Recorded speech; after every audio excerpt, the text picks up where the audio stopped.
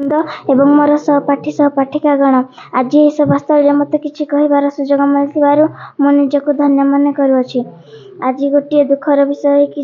पुटगाड़िया उपरा विद्यालय प्रधान शिक्षक श्रीजुक्त सुभाष चंद्र धर अवसर ने से आमको बहुत भल पाठ पढ़ाती और सब बेले भल पाठ पढ़े आमको भल मनीष करने को चेष्टा कर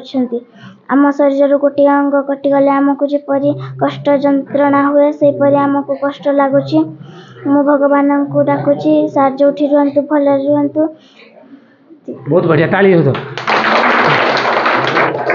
छोट झील के सुंदर भाव निजे माने रचना कर निजे सार को विषय कहला बहुत बढ़िया। प्रभु जगन्नाथ आप घंट गुट रखिता आउ सार को भगवान घंट गुट रखिता आउ कि प्रतिक्रिया नेबी ये आमर तुम ना झील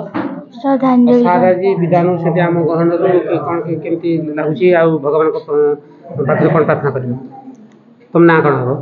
श्रद्धांजलि हाँ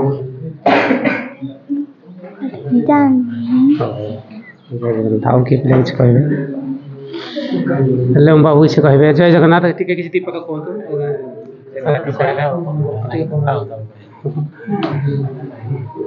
पिलाने के किसी कहे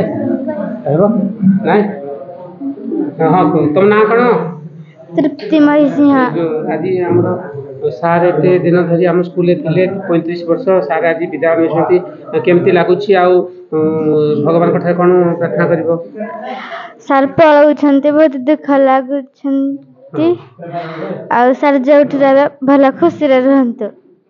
धन्यवाद जाओ भगवान को प्रार्थना कर सार जो रहे भल रहे धन्यवाद।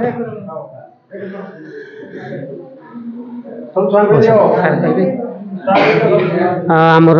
गुरुजन वयोज्येष्ठ श्रीयुक्त महेंद्र सिंह सार को किसी प्रतिक्रिया ने से आज सार जो अवसर ये जो विदाकालीन संवर्धना सभा उपस्थित से किसी द्विपद कह आ गोटे मो कह चाहे